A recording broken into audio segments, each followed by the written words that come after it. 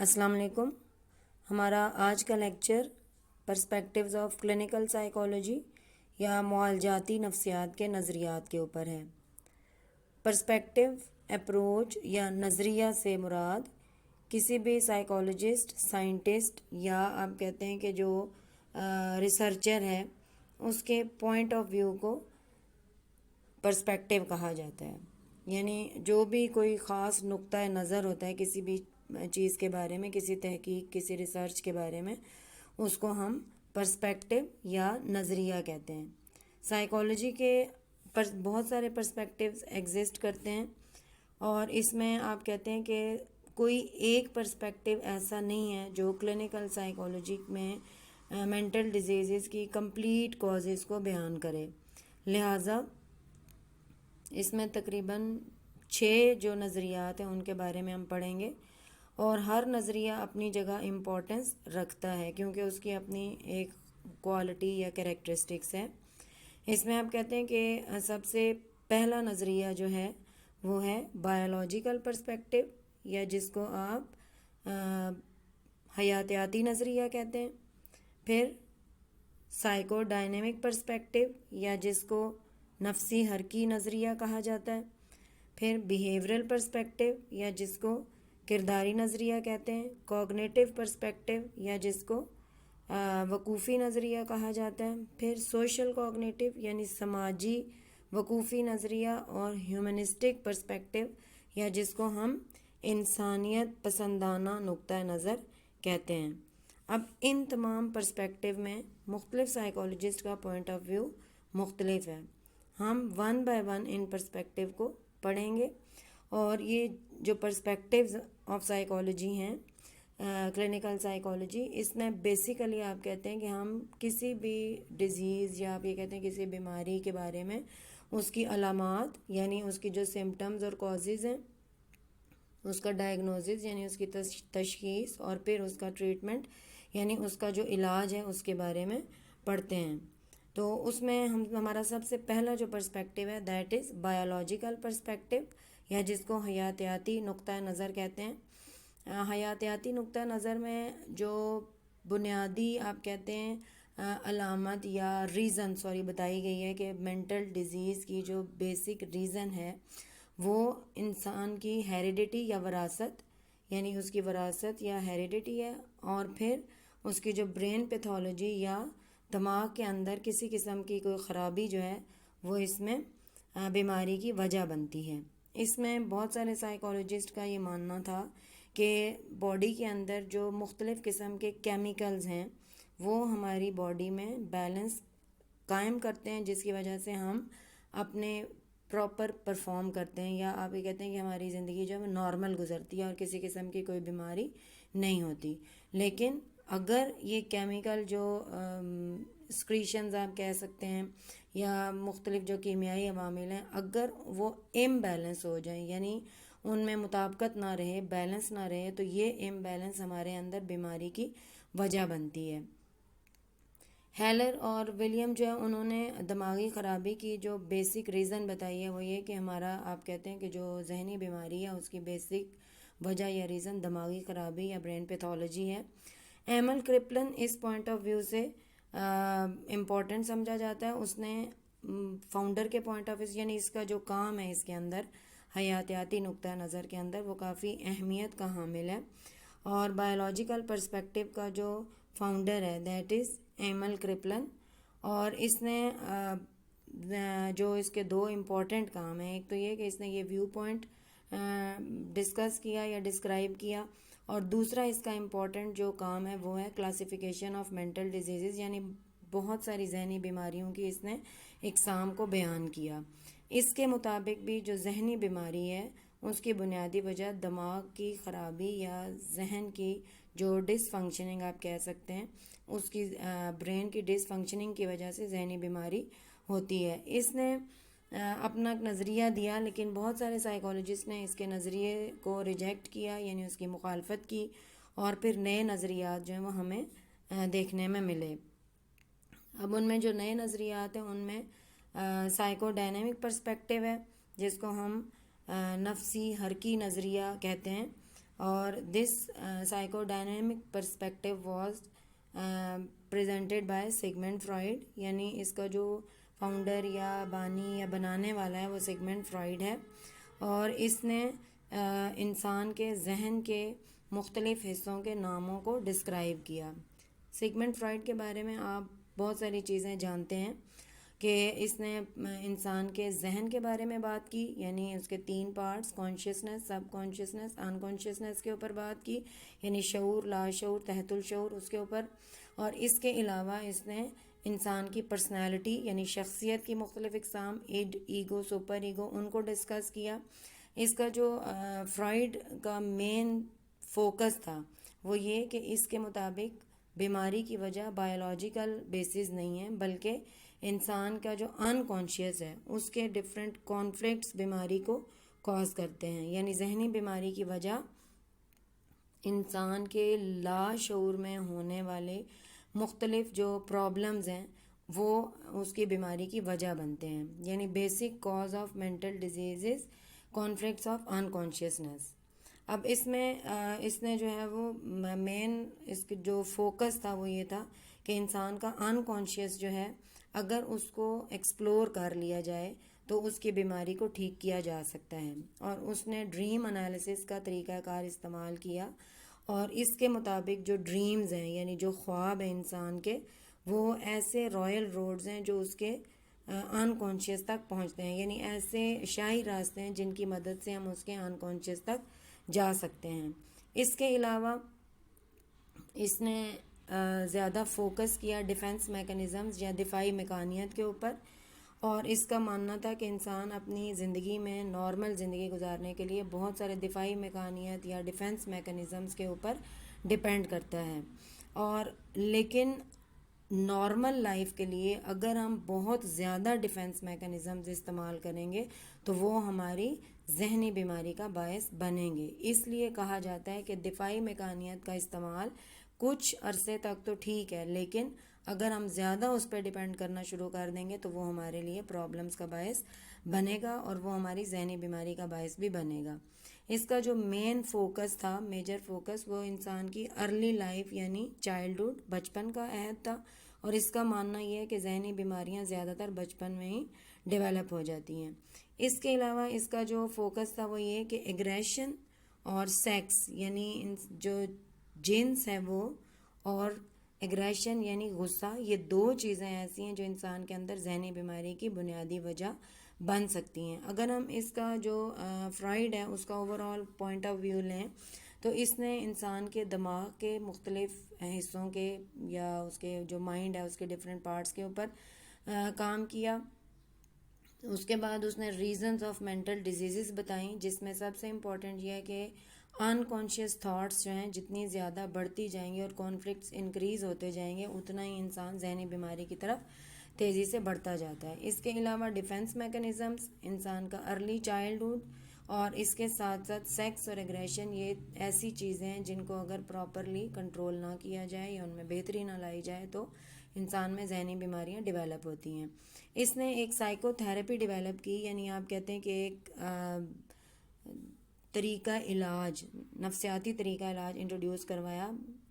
ذہنی امراض کے علاج کے لیے، جس کو ہم سائیکو انالیسس یا تحلیل نفسی کہتے ہیں۔ اور تحلیل نفسی جو ہے وہ آج کل کے دور میں بہت زیادہ اور کامنلی یوز کیا جاتا ہے to treat the mental patients. اس پوائنٹ آف ویو سے آپ کہتے ہیں کہ جو سائیکو ڈائنامک اپروچ ہے وہ کافی امپورٹنس رکھتی ہے، لیکن اس میں کچھ ظاہر پرابلمس تھے، مختلف سائیکالوجسٹ نے اس سے ڈس ایگری کیا، تو پھر نئے اپروچز جو ہیں وہ ڈیولپ ہونا شروع ہو گئیں۔ پھر بیہیویئرسٹک اپروچ آتی ہے، اس کا فاؤنڈر جو ہے وہ جے بی واٹسن ہے۔ واٹسن کے پوائنٹ آف ویو سے آپ کافی ویل اویئر ہیں، 3rd ایئر میں آپ نے پورا بیہیویئرزم کا اسکول پڑھا، اسکول آف تھاٹ، جس میں یہ دیکھا گیا کہ اس کا جو پوائنٹ آف ویو تھا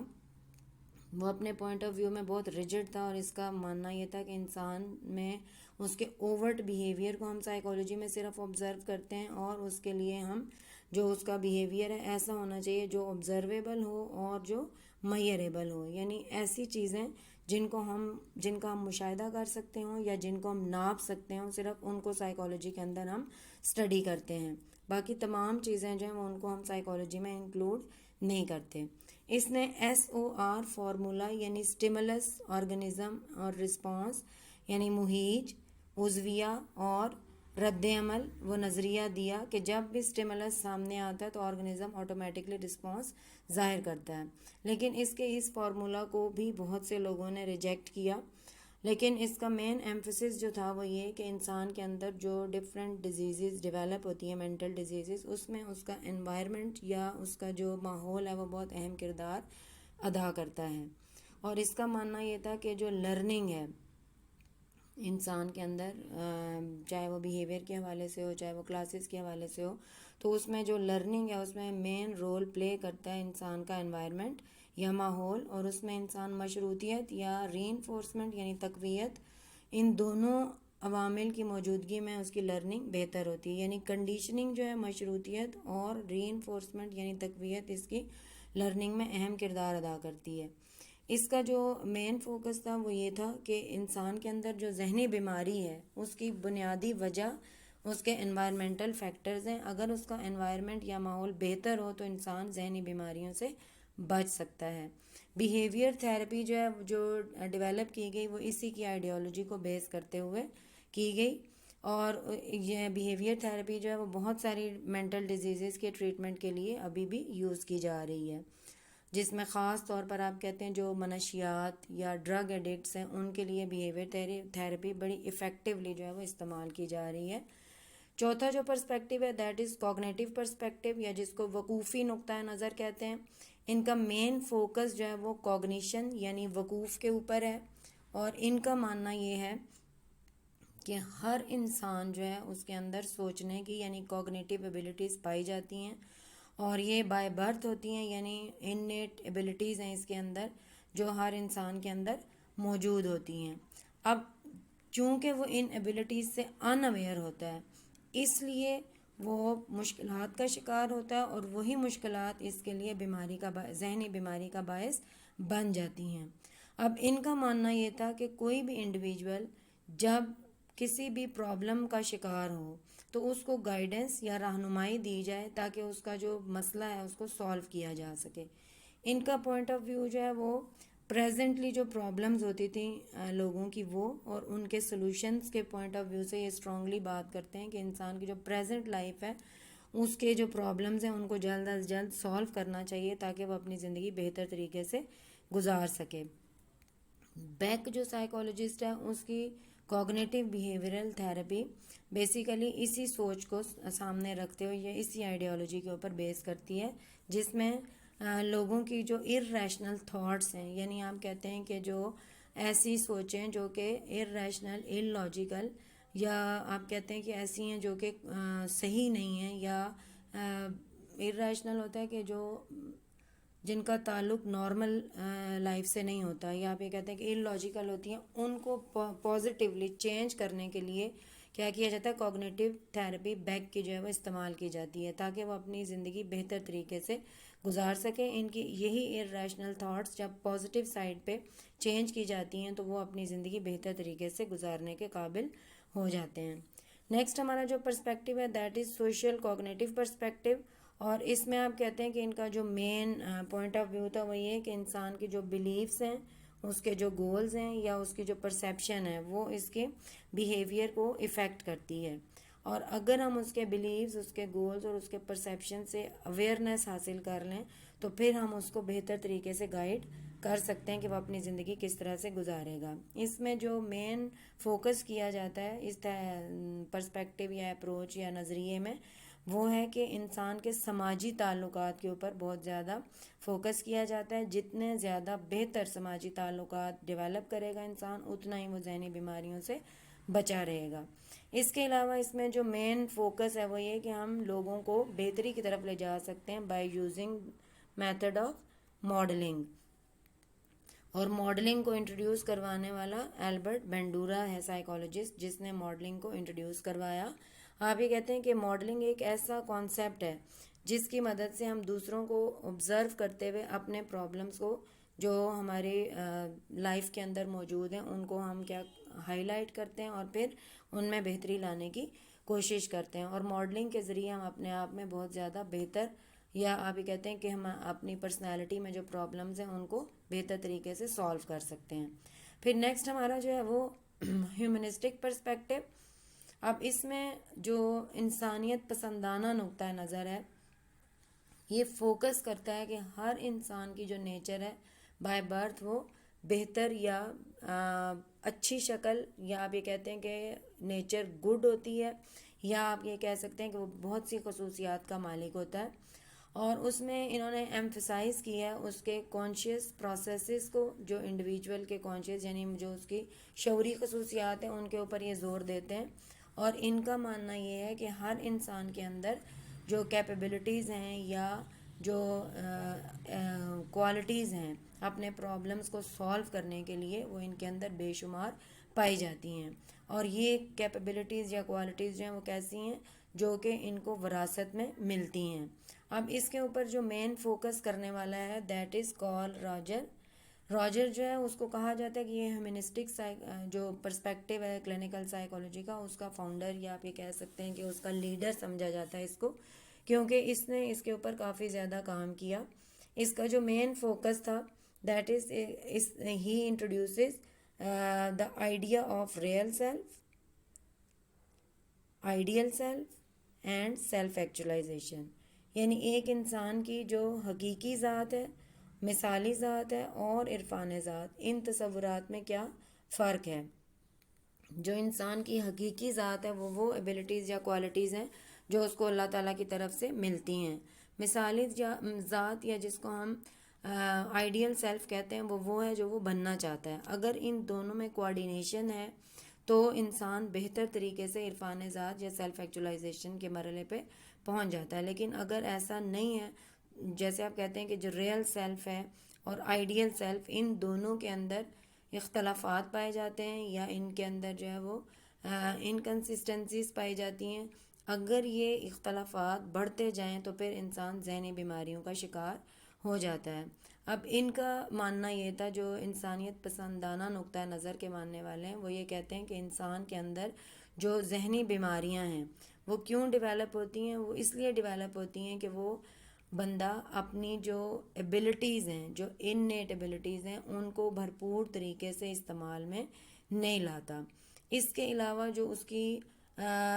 کوالٹیز ہیں وہ ان سے اویئر نہیں ہوتا۔ تو جو راجر ہے اس کا ماننا یہ تھا کہ اگر ہم لوگوں کو ان کی کوالٹیز یا ان کی جو انیٹ ایبلٹیز ہیں ان سے اویئرنیس دے دیں تو وہ بندہ اس قابل ہوتا ہے کہ وہ اپنی زندگی بہتر طریقے سے گزار سکے۔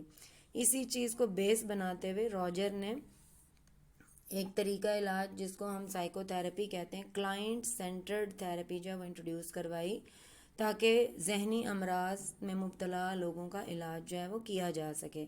اور اس کا یہ طریقہ علاج کافی بہتر اور اچھا سمجھا جاتا ہے، اور جس طرح سے فرائیڈ کا سائیکو انالیسس آج کل استعمال کیا جاتا ہے، اسی طرح سے کلائنٹ سینٹرڈ تھراپی بھی آج کل جو مینٹل پیشنٹس ہیں ان کی ریہیبلیٹیشن یا ان کی ری ایڈجسٹمنٹ کے لیے یا ان کی بحالی یا بہتری کے لیے ان کو استعمال میں لایا جاتا ہے۔ اب اوپر جتنے بھی مینشن کیے گئے ہیں پرسپیکٹیوز، یہ سارے کے سارے پرسپیکٹیوز جو ہیں وہ ہمیں بہت کمپلیٹ اور کمپریہنسو انڈرسٹینڈنگ پرووائڈ کرتے ہیں to the reasons of mental diseases, یا آپ یہ کہتے ہیں کہ بیماریوں کی، ذہنی بیماریوں کی وجوہات کا ایک کمپلیٹ یا کمپریہنسو آئیڈیالوجی ڈیولپ کرتے ہیں۔ تو اس پوائنٹ آف ویو سے آپ کہتے ہیں کہ کوئی ایک نظریہ ایسا نہیں ہے جو کمپلیٹ یا مکمل ہو اور صرف ہم اسی کے اوپر ریلائے کریں،